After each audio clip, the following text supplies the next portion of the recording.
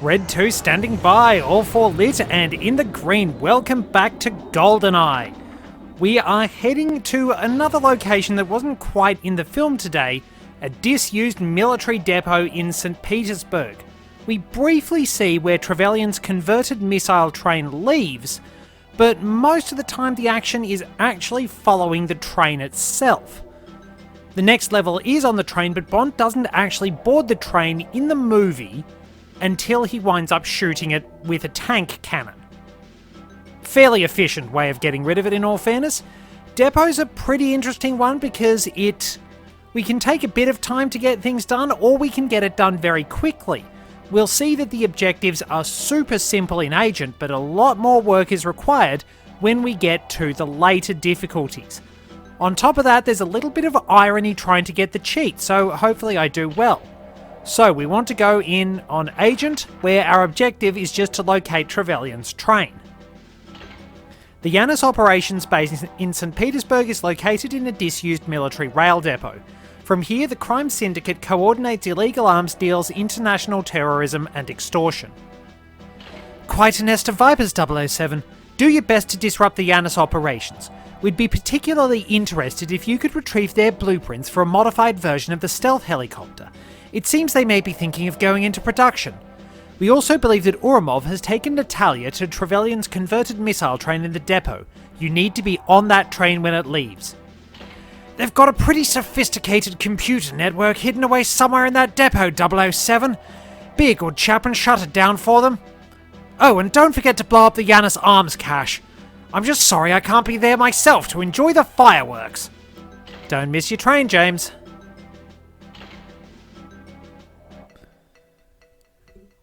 When it comes to James Bond video games, I'd have to guess the most famous one is the one I'm playing and you're watching. However, the years have given us quite a few games starring 007 across an array of consoles. The history of Bond in video games dates all the way back to 1982, with the not officially licensed text adventure Shaken But Not Stirred released for the ZX Spectrum. This adventure saw Bond taking on the sinister Dr. Death. With a name like that, it doesn't matter how reassuring your bedside manner is, you are not making it in the medical profession, and preventing a plot to destroy London with a nuclear weapon. The first stage of the game was set in London, where Bond had to gather clues and fight off a range of enemies, shall we say, like muggers, little people, and priests. Then you moved on to the second stage, locating Dr. Death's underwater lair, fighting off the local wildlife, and then navigated a 3D maze of rooms in a 10x10 layout to reach the warhead and defuse it via a puzzle game. It seems a bit odd, and it did have its issues. Apparently it was fairly difficult, and some reviewers disliked the use of Benzedrine as a health restorative in the second stage, but it started everything off. James Bond 007 was released for the Atari 2600 and 5200 and ColecoVision, among others, in 1984, and was a horizontal scrolling shoot-'em-up based somewhat on elements of 4 movies: Diamonds Are Forever, The Spy Who Loved Me, Moonraker, and For Your Eyes Only. While it was fairly simple, it did have some positives to it, such as actual objectives instead of just shooting things. The game was actually overseen by Parker Brothers, the people who make Monopoly and things like that. 1985 saw the release of 2 games based on the recent movie A View to a Kill. They were essentially a 2-part deal in a way. The first part was titled A View to a Kill, the computer game, and was released for the ZX Spectrum, Amstrad CPC, Commodore 64, MSX, and Oric. The game featured 3 stages inspired by segments of the film, though the MSX version for some reason omitted 2 out of the 3 stages, the first 2, which is a bit odd. The first stage was inspired by the chase around Paris to try and capture Mayday. The second had Bond helping Stacey Sutton escape San Francisco City Hall, and the third saw him collecting code numbers to stop the detonation of Zoran's bomb inside the mine near the San Andreas Fault. James Bond 007 A View to a Kill was a text-based adventure focused around the game, and little information seems to be immediately available on both it and its follow-up, James Bond 007 Goldfinger. Little seems to be known about the next game, 1987's The Living Daylights, which was published by Domark. They were the same company behind A View to a Kill, the computer game. It was originally a run and gun game, but was repurposed into a light gun game when it was released with the ZX Spectrum 007 Action Pack. That version actually featured a narration by Desmond Llewellyn, which is pretty impressive. The original game had somewhat awkward controls, but was rather solid compared to the prior release. 1988 saw Domark release Live and Let Die, the computer game, which was originally not a Bond game. Elite Systems was working on a game named Aquablast, and staff at Domark thought it resembled the movie's famous boat chase and asked them to repurpose it. The game didn't look too bad on the 16-bit systems at the time, but the gameplay was pretty repetitive and didn't really feel like the boat chase of the movie, just a different game with a Bond coat of paint slapped on. In essence, the same idea as the Western Super Mario Bros. 2, but nowhere near as successful as that. Domark would then go on to release 007 License to Kill in 1989, providing the title for a range of computer systems such as the Amiga, Amstrad CPC, Commodore 64, DOS systems, and the ZX Spectrum, so we don't have the typical home console releases as we would know them.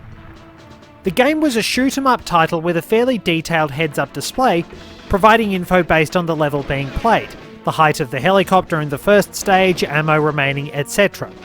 Reception for the game varied, though it seems to have been decent enough. The next year saw Domark release a game based on The Spy Who Loved Me, and content actually varied depending on the console type. All versions, however, had top-down racing sequences with the main vehicles of the film: the Lotus on land and underwater, a speedboat, and the jet ski. Controls were pretty harsh and the game was rife with fake difficulty, though the Amstrad version did have fewer random obstacles. Operation Stealth was released with the Bond license in the US, though it created a few issues, such as why Bond was suddenly working for the CIA. The game was an odd hybrid of point-and-click and arcade, and featured John Glames/James Bond working to locate a new F-19 style stealth plane stolen from NAS Miramar and taken to the fictional nation of Santa Paragua. Our agent hero, whose surname's combined to allow me to call him Glames Bond, which is kind of funny, recovers some important documents to start his mission, but he gets captured by KGB agents and left to die. You notice these people never actually do the job themselves, they just sort of leave things and assume their target will wind up dying and everything will work out and they'll all be happy. It's classic stuff perfectly lampshaded by Dr. Evil. Naturally, our hero escapes and makes it to a hotel where he's mistaken for someone totally different, a man named Otto, and a woman tries to kill him thinking he is Otto. While the KGB is involved as a minor antagonist of sorts, as is the puppet government Otto installed in Santa Paragua, however you pronounce it, the main villainous force of the game is a Spectre knockoff called Spider, led by Dr. Y. Very imaginative. Pretty much standard fare occurs through the course of the game as Glames Bond infiltrates an underwater volcano base, saves the girl, destroys the base, and kills the bad guy, in addition to completing all the objectives he needs to. Reviews were again mixed, though in all fairness this one is only tangentially a Bond game.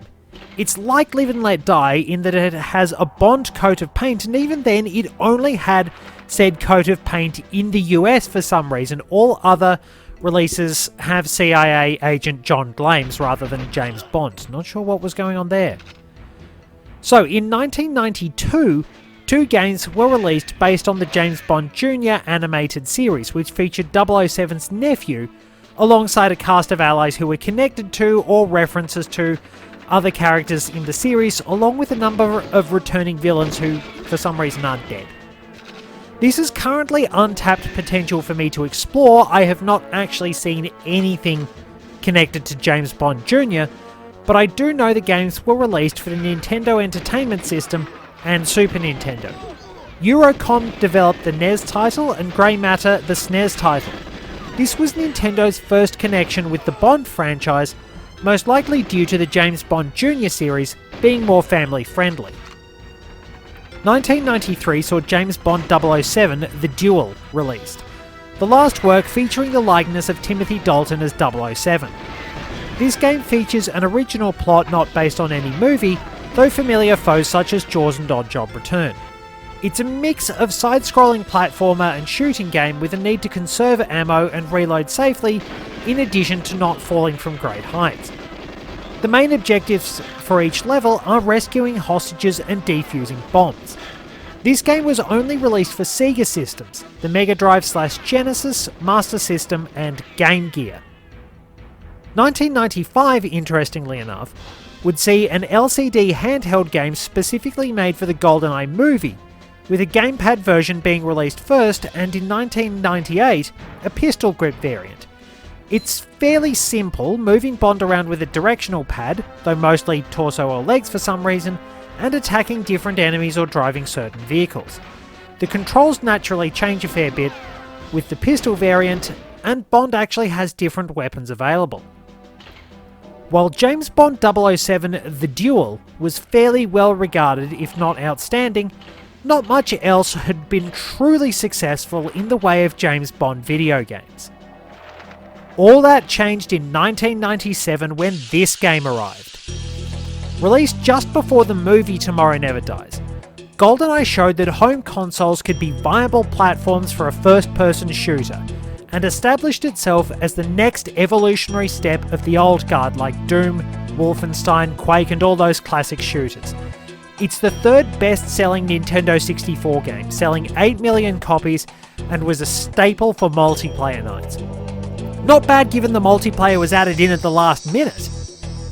The plot, as you have seen, follows Goldeneye closely but adds a few variations, like Bond travelling to Seven Isle twice, the Silo mission and the upcoming caverns. Rare's developers, led by Martin Hollis, visited the set of the movie quite a few times to get references for their level designs, such as photographs and blueprints. Originally, the game was an on-rails shooter like Virtua Cop, but the design gradually evolved into what we have now, and it was actually released a couple of years later because they took the time to polish it rather than rushing it out to coincide with the movie. Level design and enemy AI was refined by David Doak. Yes, the very same man who was immortalised into the game as Dr. Doak, for he actually has a PhD in biochemistry. Steve Ellis was responsible for the multiplayer mode in addition to helping with development, and the music was composed by Graham Norgate and Grant Kirkhope. The game still plays pretty well and actually packs 8, yes 8, control schemes, 4 of which are actually 2 controller schemes. I will be honest and say it hasn't aged well, but that's kind of what happens when you're trailblazing. You can actually get a prototype 2-stick system in a sense. Goldeneye did make significant evolutions to the world of first-person shooters, with its varied environments, options for stealth, objective-based gameplay and versatile weapons on top of the excellent, albeit somewhat limited in ways, multiplayer. Goldeneye won many awards and received great critical praise at release, even scoring the BAFTA Interactive Entertainment Games Award. So solid was this game's performance that it spawned the spiritual successor, and in its own way an evolution, Perfect Dark. Games like Halo may have redefined many conventions of the first-person shooter genre and set essentially the evolutionary base for the modern day, but there can be no denying the importance of Goldeneye and its contributions to the world of gaming. In 1998, James Bond 007 for the Game Boy was released, developed by Sapphire. This too used an original plot, with Bond's adventure beginning in a Chinese village as he seeks to recover important plans from a female warlord named Zhong Mai. I do apologise for pronunciation. Bond travels to locations such as Kurdistan, the Sahara and Tibet, fighting opponents such as Oddjob, Jaws and the renegade Russian general Golgov. There always seems to be a renegade Russian general in there somewhere. Naturally, Bond winds up stopping the general's ultimate plan to use nuclear weapons and take over the world. Critical reception did vary, especially since some very odd tasks were involved in the different levels such as mundane grass cutting, but there mostly seems to be some regard for what the game did. And let's face it, even Link takes time out from saving the world to cut grass and also go into other people's houses and break pottery. Heroes do strange things. Tomorrow Never Dies, released in 1999, was the first EA-published Bond title.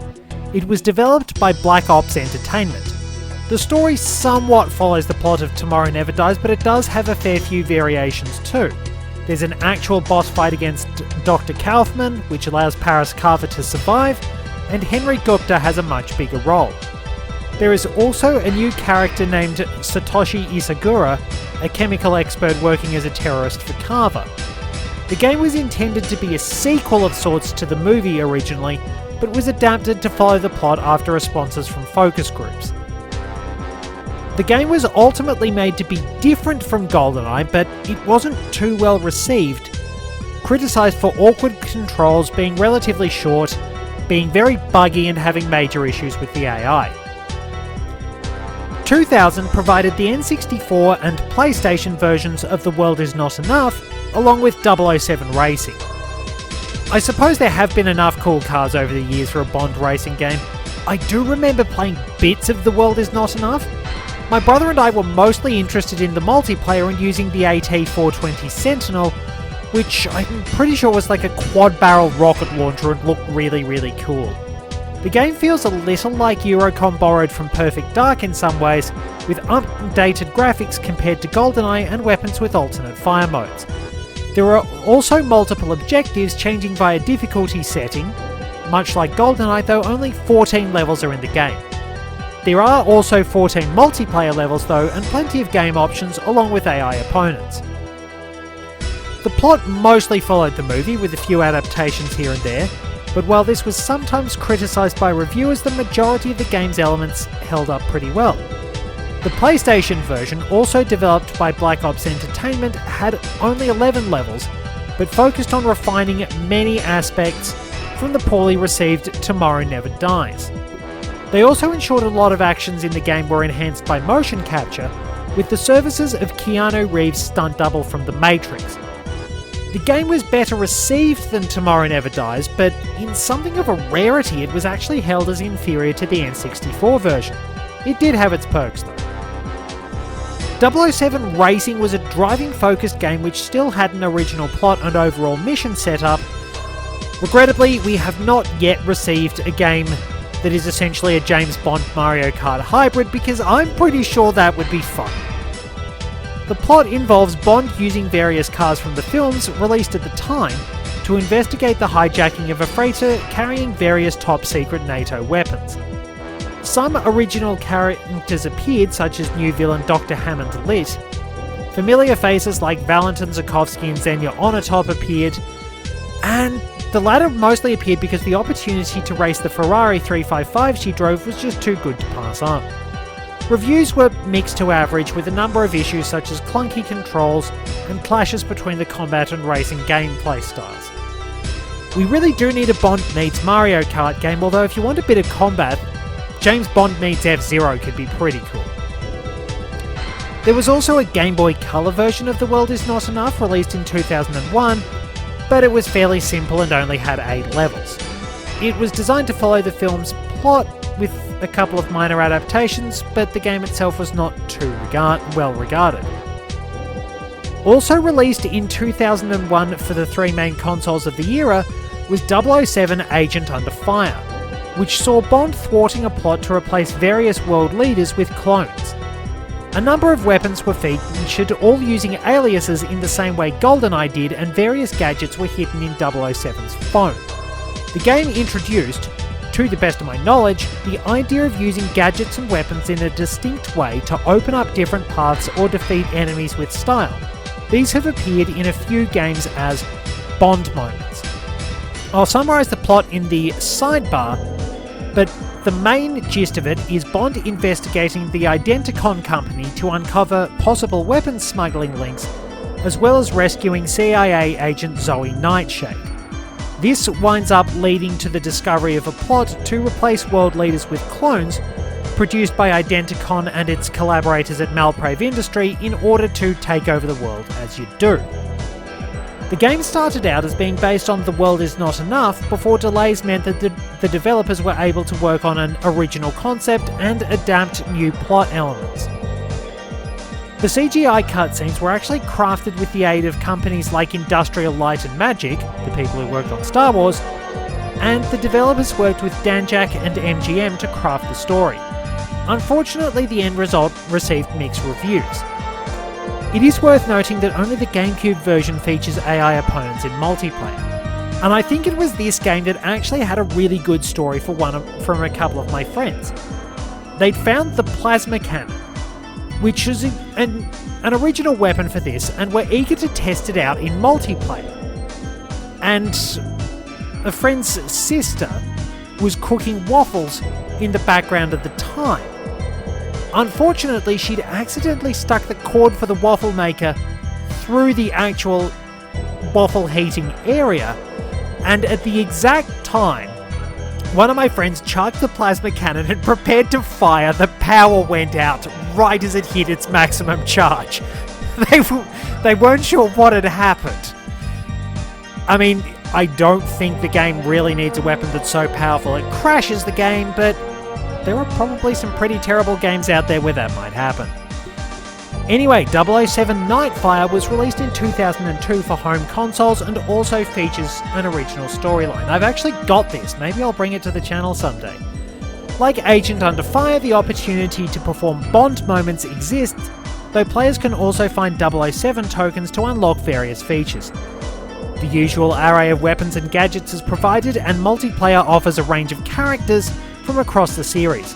I remember playing multiplayer on the PS2 version with the friend who actually owned Agent Under Fire, and there were heaps more villain options which we enjoyed. All versions have AI opponent options, though we'd inevitably wind up using one of the miniature helicopters which could be used, accidentally blow each other up, waste time chasing each other and having vendettas, and then get our act together and win. The plot focuses on Bond investigating Phoenix International, a megacorp owned by Raphael Drake, in connection with the theft of a missile guidance chip connected to a military space station. A number of agents return, including Zoe Nightshade from the previous game. Reviews were generally a fair bit better than Agent Under Fire, with the home console versions doing better than the PC and Mac versions. There was even a Game Boy Advance version for some reason, and I didn't realise it until looking up info for this. 2004's Everything or Nothing was also released across multiple consoles and actually featured a number of famous likenesses and actors. For example, the scientist Dr. Katya Nadanova is played by supermodel Heidi Klum, and the main villain, an ex-KGB agent and protege of Max Sorin named Nikolai Diavolo, that's a fairly shifty name, is played by Willem Dafoe. Bond's initial endeavour to rescue Nadanova from captivity and retrieve nanobots she has been working on is naturally thwarted because their purpose was for repairing nuclear reactors, but we soon find out that there is a massive plot involved to invade and take over Moscow, seize power there and use its military to dominate Europe. The technology used to get the actors' likenesses and motions right, along with the refined and well-developed third-person gameplay, helped the game get generally positive reviews. The plot was worked on by Bond movie scriptwriter Bruce Firestein, apologies for pronunciation, on top of that. The GBA version, again there's a GBA version, was much simpler and somewhat held back by the limitations of the system as you'd expect, along with modifying the plot somewhat. Locations for the game's levels also varied quite a bit, and the GBA version didn't get as strong reviews. Goldeneye Rogue Agent is something of a spin-off, as Bond does not appear in person. Many other characters from the series do, but the player character is actually an ex-MI6 agent with a cybernetic eye that allows the use of special techniques. The plot has the unnamed agent, who is fired from MI6 after failing numerous evaluations in the aftermath of losing an eye battling Dr. No, wind up working with an unnamed criminal group directly under the orders of Auric Goldfinger to assassinate Dr. No.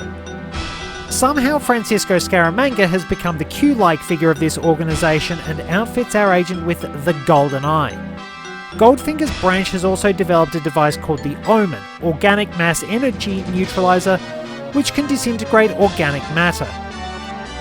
Former agent Goldeneye, really their only name, has to prepare to defeat Dr. No and eventually deal with Goldfinger's betrayal. The developers wanted to explore different ideas of the Bond universe, providing a sort of alternate continuity with somewhat unfettered approaches to various villains. They did actually put in a fair bit of effort for this one, with the likes of Judi Dench appearing as M and Christopher Lee appearing to voice Scaramanga. Ken Adam, the famous set designer, was also hired as the game's production designer. Many levels paid homage to the franchise as well, though reviews criticised the lack of connection to the movie of the same name. While the game didn't do too well with critics, it still sold fairly well. It was released for the GameCube, Xbox and PS2, as well as the DS. From Russia with Love was released for the home consoles in 2005, and while it does depart a fair bit from the plot of the movie by necessity, the movie itself is much more slow-paced, somewhat of a thriller-style spy film than a full-on action experience. I had a lot of fun with this one. Yes, I did actually play this one. It didn't get great reviews, but it did have Sean Connery as the likeness and voice of 007, so that already lends it a lot of credibility. Connery knew that his grandchildren were pretty prominent video gamers, and he also wanted to make sure he gave his James Bond a proper farewell. He didn't want anybody else doing the job because, while he was frustrated at times with the world of Bond, he knew that James Bond had been good to him and wanted to send his Bond out on a high note, and as far as I'm concerned, he did. The game is a third-person shooter with various vehicle sections, such as speedboats, jetpacks, and of course the DB5. A range of weapons and gadgets are accessible, with arms including shotguns, sniper rifles, and even a bazooka, while a rappelling line, the watch laser, sonic cufflinks, and more appear as gadgets. Because Blofeld couldn't be used, Red Grant was the main antagonist, working for Spectre but not Spectre in the form of Octopus, and of course having an elaborate underground lair. A lot of work was actually done to recreate an aesthetic style which reflected the film, with many reference photos being used to get the feel of the 1960s just right, and many aspects from across the series were adapted into the work. Bruce Fairstein adapted and modified the script as well. Development time was somewhat hampered and the developers wished they could have done more. Reviews were a bit mixed, as I said, but the graphics and challenge were generally praised. This one's a good example of why you should form your own opinions as far as I'm concerned. Reviewers might not have liked it a great deal, but I definitely did. It was a bit odd in ways, but a real delight, especially since it's the one and only chance to be Sean Connery's James Bond. Quantum of Solace also got a video game adaptation in 2008. The game largely followed the plot of the film, adapted in order to work within the scope of a first-person shooter. It was released on the 3 home consoles of the time, along with PS2 and DS versions being developed. Gameplay seems to have been very similar to most FPS titles of the time, with Call of Duty developers Treyarch working on the PS3 version. Multiplayer is also available, though in a limited form on the Wii version and non-existent for the PS2 and DS. Interestingly, the game also included parts of Casino Royale's story via an extended flashback sequence in the middle of the game. General critical consensus was that the game was about average, nothing special and not too different from military shooters of the time in a number of ways.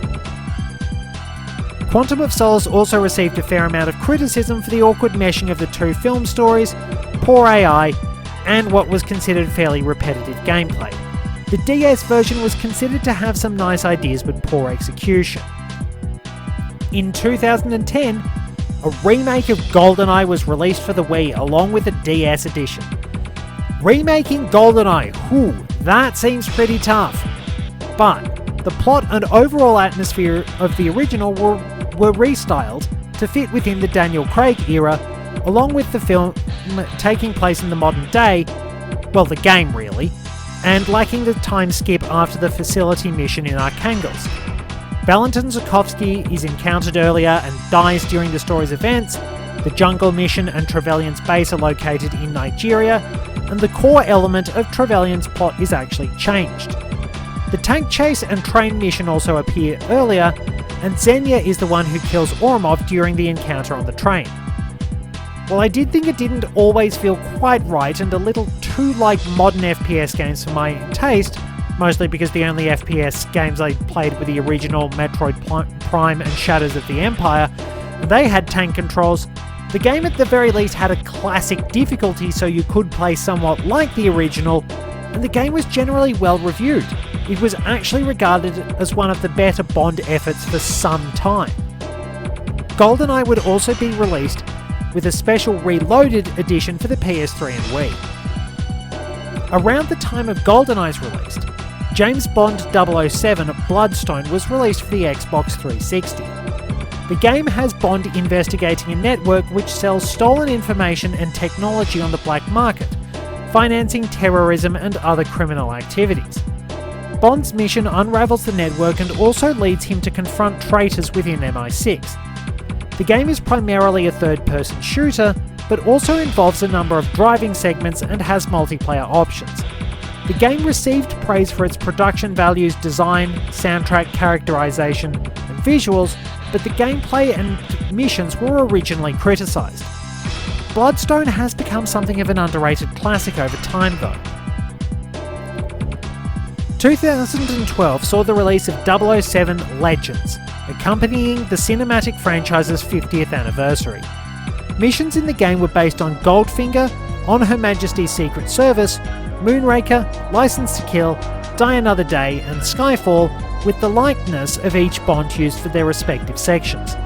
A number of actors from the series reprised their roles for the different parts, which was set up as something of an extended flashback sequence which Bond undergoes after being shot in the opening sequence of Skyfall. Unfortunately, the game was generally seen as a wasted opportunity, with the single-player mode coming in for a lot of criticism for the lack of cohesion. After this, Activision suddenly removed the online access for Quantum of Solace, Bloodstone and Legends, ultimately confirming their license had been revoked and they would not be working on any more licensed games. Everybody knows the real money is in licensed, unlicensed merchandise anyway, preferably if it has random human noses. The James Bond video game world has been dormant since then.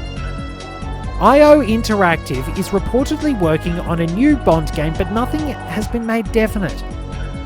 It may well be that nobody does it better than Rare, with the original Goldeneye holding up despite several aspects aging like a bucket of prawns in the Australian sun. There have been some pretty good gems though, but it seems that Goldeneye is the one that everybody really remembers as being the gem. For now though, Activision might actually have achieved what countless villains sought to do and failed. Silenced one version of James Bond. Okay, so after trimming things a bit in the main lesson so I could actually put the info in the sidebar because otherwise I'd just be prattling on for way too long, I still have about 4.5 minutes of dead air to fill. This took ages to try and record and I'm still not satisfied with the ending because I was seriously drained. But GoldenEye's a pretty tough challenge sometimes, but it's still, for the most part, really, really fun. There's just something genuinely special about this. I think this was the first Rare game my brother and I actually played. It's just stuck with us for so long. It's one of the few first-person shooters I genuinely enjoy, and I haven't even bothered moving on to the new ones. I haven't even bothered using the more modern control schemes you can get. You can get a substitute twin stick style, because I just love this as it is so much. This was just a formative part of childhood in a weird way. Yeah, a kid probably shouldn't have been playing a first-person shooter, but it did actually teach me a few things. It taught me sort of the difference between violence in real life and its consequences and violence in a video game. I greatly appreciate the fact my parents trusted me and taught me, and I ultimately developed the responsibility for this. I don't like guns in real life. I love Goldeneye, but I don't really like guns in real life. I don't think it's necessary for me anyway. I have proven I'm a terrible shot in real life. I keep saying I graduated from the Imperial Stormtrooper Marksmanship Academy with honours, and I mean it. But this game has given me so many wonderful memories, so many great multiplayer sessions, so many ridiculous moments, the countless legends of Dr. Doak, and one of my friends playing the bald civilian and constantly, purposefully blowing themselves up with sophisticated networks of explosives, trying to catch as many people as possible in their ridiculous shenanigans. The stories of Boris the Bullet Magnet, a reference to the movie Snatch, and Boris the Blade, aka Boris the Bullet Dodger, that the other member of our little group wound up playing as, and Boris would get himself shot in all sorts of ridiculous situations, like on the temple multiplayer level, the huge sort of crossway that leads between the two main levels. There was a point where I'd snuck up behind my brother, had the KF-7 trained on his back.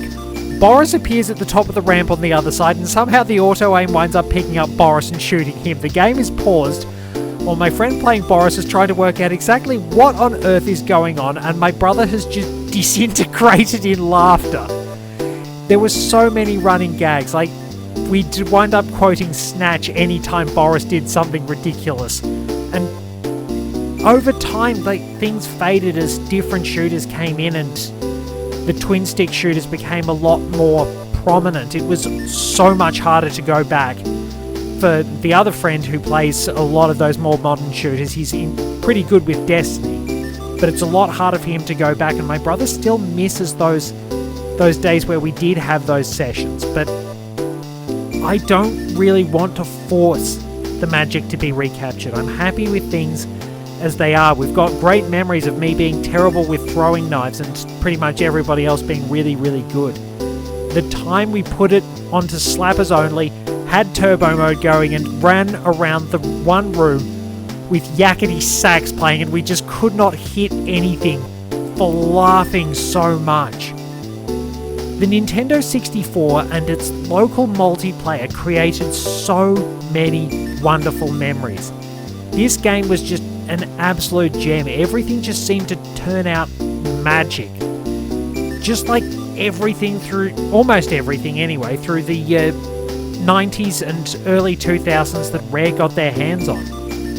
I cannot speak highly enough of this game and what it means to me. And yes, it's frustrating trying to get the cheats sometimes. Rare could be pretty mean to some of the players sometimes. But nobody does it better than them, really.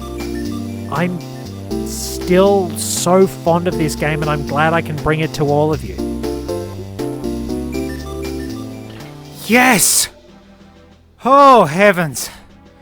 I've been going for 2.25 hours in total for this. You have to put yourself through hell, and I'm making it tighter because I'm a bad shot, so I'm getting the rocket launcher, and that's a time sink. Your reward for putting yourself through hell like that. Slow animation, pretty much a gag cheat. Well, we might as well demonstrate what it does. I've probably absolutely wrecked my hands doing this. My thumbs will hurt like mad. Well, we might as well put enemy rockets on, so let's, I don't want to go anywhere near the depot. Let's go to the first bunker. Let's just muck around for a bit. So, observe the guard.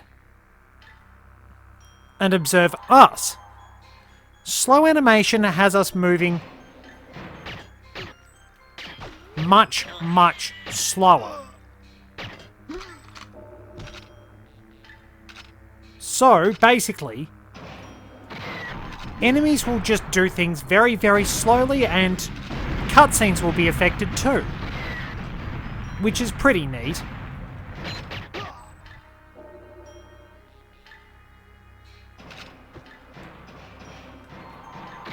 We're gonna have to be very careful trying to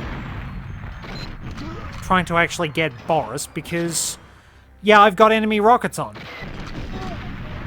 And that's going to be a big, big problem. But thankfully, with enemy rockets on, you can actually outmaneuver your enemies because you move a lot faster than they do. It's pretty neat. It's a good bit of fun, but the thing is, why do you have to go through absolute hell? Invincibility I can understand, going through that absolute nightmare. But...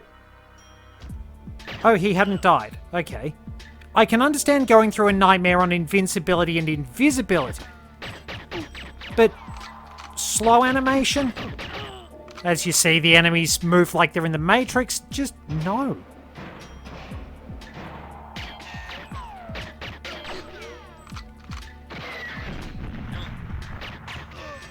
It just doesn't quite feel worth it.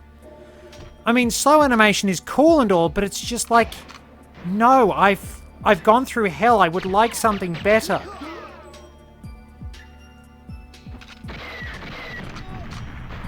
It's fun. Once you actually get it, it is pretty fun. Where's Boris? They killed Boris, didn't they? Yeah. Boris died. That about sums it up. So I'll have to demonstrate what happens properly. Maybe I should go to the second bunker.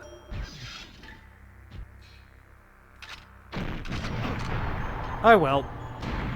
So, we'll demonstrate in the second bunker what's supposed to happen, because we can just go on to Agent. And I'd probably better keep Natalia out of the way. Kill as many guards as I can. And then just basically get out. Because enemy rockets doesn't really...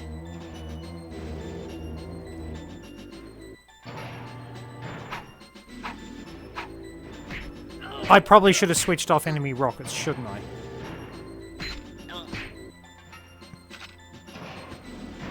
Oh well.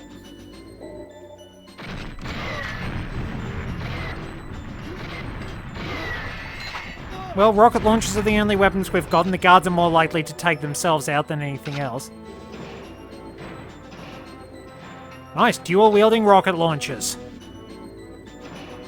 And with the guards moving very slowly, we've always got plenty of ammunition, assuming I can find my way through the fireballs. How did I wind up there? Okay. I'm a bit disoriented.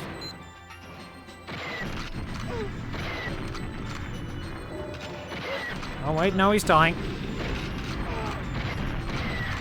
You just get to cause a lot of carnage with this. Well, they're dead. And yeah, it's not bad. It's really not that bad, all things considered, but there are better rewards. It just doesn't... It just does not feel worth it in the slightest somehow. I probably made it harder on myself because I cannot shoot that drone gun for toffee. Natalia will also be much slower than us, so we're fine.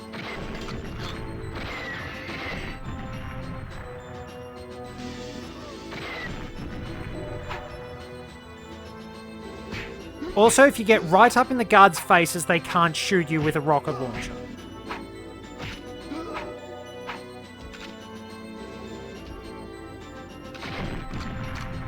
Oh well. Oh, there's Natalia. So, all we have to do is make it out.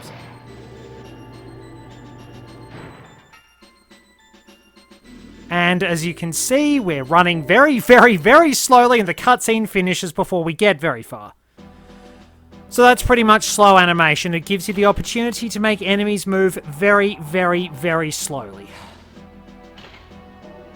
I'm not sure if that was worth it, but at least we'll get a particularly interesting lesson. Maybe I'll have to move the one I planned for episode 12 to here. Thank you very much for joining me. Till next time, this is Red 2 returning to base.